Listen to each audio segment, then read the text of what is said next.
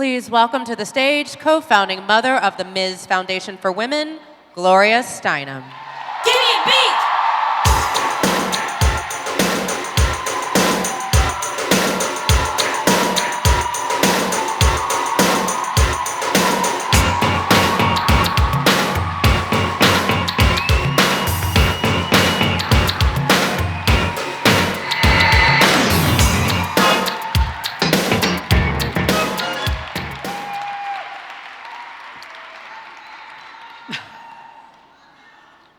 It's overwhelming to be up here. I wish you could all see all of you as I can. Anyway, welcome to the 29th Annual Women of Vision Awards.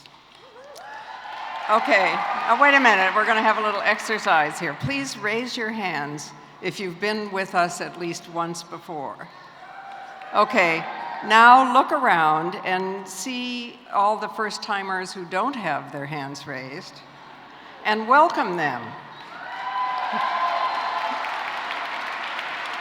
Because this is not only about the great awardees and everybody you're going to meet in the program, it's also about everybody leaving here with a new friend, a new fact, a new idea, a new step toward what you care about. Something will happen because we were together tonight that would not otherwise have happened. That's why I stand up here in the beginning, as you veterans know, before the main event, and invite you to meet each other, the people at your table. Also, everybody is listed. You have a flat list on your table so you can see whoever is in the room you want to meet. We started this Meet Each Other organizing tradition 29 years ago, but it seems especially important right now because we are woke. And we are going to stay woke. After all, we are here in the People's Republic of New York, on Mannahatta Island, part of the great original democracy on which our Constitution was based. We're also on the Bowery, home to waves of immigrants, in a building, in this building that survived the crash of 1929, World War II, becoming a retail department store, and then a music venue. If these walls could talk, they would give us faith in change and survival, and tonight they're going to be hearing about the future. It's my job not only to encourage you to meet people who are not in the program, okay, but to feel free to say anything. So I just want to add to the many things that Trump does not know,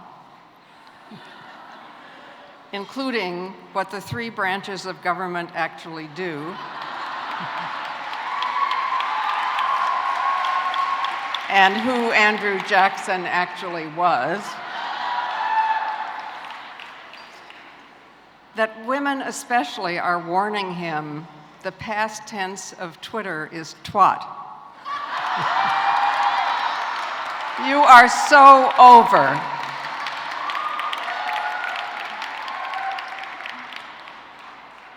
Actually, I just said that to make the great Chelsea Handler feel at home. She's here.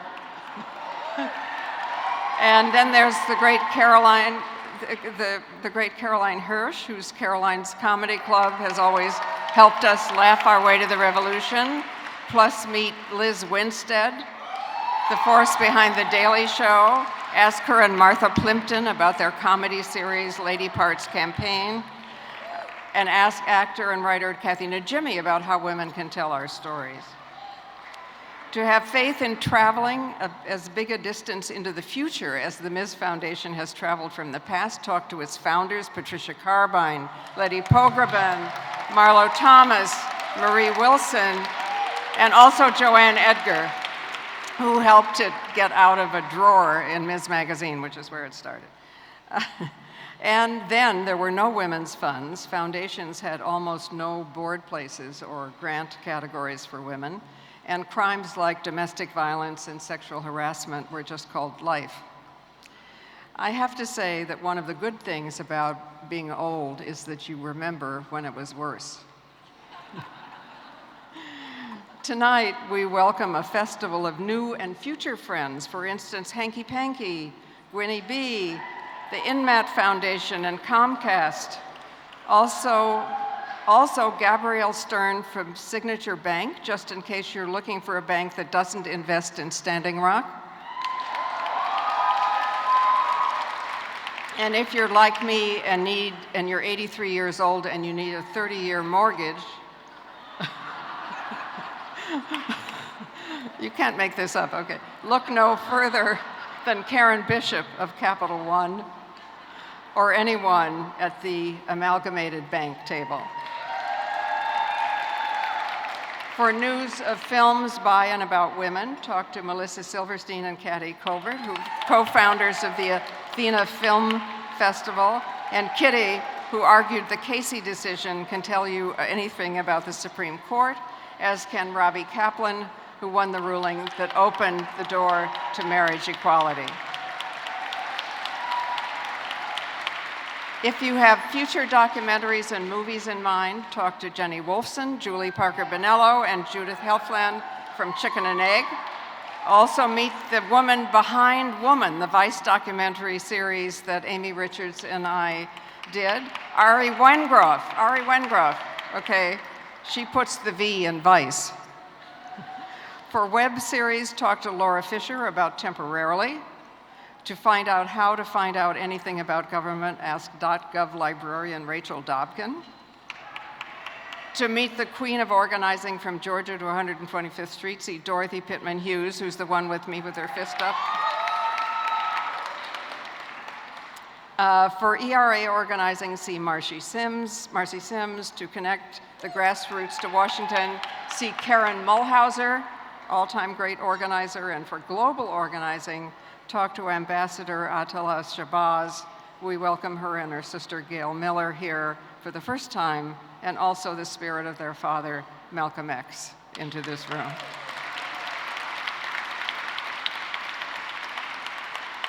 For everything about music, talk to Michelle Anthony, force of the popular music world, and we welcome her mom, Harriet. To help men escape the masculine prison, see Michael Kimmel and also Ted Bunch, A Call to Men. For organizing against violence against women, see Scheherazade Tillett. And for the great news of the women's prison in Manhattan that is being transformed into our long-sought women's building, see Pamela Schiffman, Pooja Duwan, and a whole table full of people from the Novo Foundation. For how to nurture change in the long run, see Helen Hund of the Sister Fund, Ellie Friedman, who supports art and justice, and Barbara Dobkin, who rescues women not only in the present but in history. Also Bonnie Schaefer, the quiet force behind all good things, including conferences in the mountains. Christina Biaggi, a sculptor planning goddess mounds. Anybody has land for goddess mounds, she'll be there. And Anne Delaney, whose generous heart sustains us all, and whose art show is opening here on the Bowery, May 24th. Jackie Zahner can tell you about Women Moving Millions, and also whether the Wonder Woman movie is really doing justice to Wonder Woman or not. Only she will know. And we get to say happy birthday to the great Allison of Betty, whose birthday it is.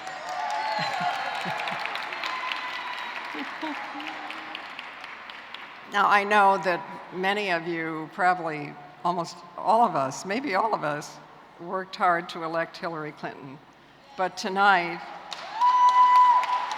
you can especially thank Minnie Timaradu, Aditi Hardikar, Opal Votan, and Huma Abedin. Which brings me to the biggest honor of all. It's that I get to introduce Hillary Clinton. How great is that? And I only want to say two things because I don't think they get said enough. First, I thank her for the character and courage and kindness with which she has survived a barrage of false facts. If you list them from Arkansas to now, which we at the Women's Media Center are doing, they fall of their own weight. From profiteering and even murder to sex trafficking from a Washington pizza parlor. Really. Yet individually and financed by right-wing millions and then legitimized by the likes of Fox News, and we know who those guys are now, they became the giant national version of what a lot of us have experienced, which is being individually trolled on the internet. Many of us in this room have learned that false facts and media bullying are especially used against people who challenge the sex and race and class status quo. So I thank Hillary Clinton for keeping right on keeping on. Because she has survived and triumphed, we each know that we will too. Second, I thank her for being the first female human being to win the popular vote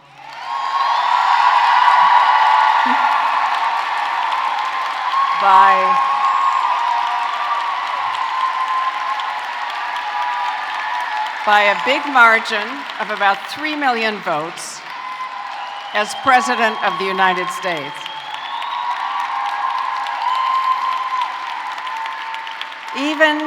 Even in losing technically, she is helping us to get rid of the Electoral College, which was a demand of the slaveholding states. That college also gave us the second Bush presidency plus war in Iraq instead of Al Gore and awakening to global warming.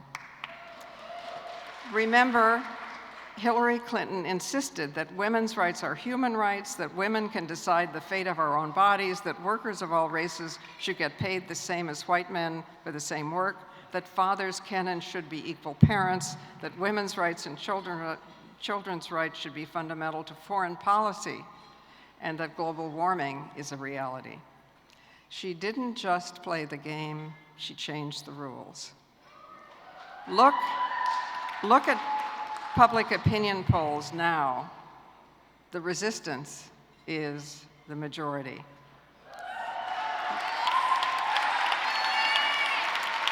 We know that we are in danger, we are woke, and we are going to stay woke and become a democracy for the first time. At least the first time since this was Mannahatta Island. Just imagine what her popular vote would be right now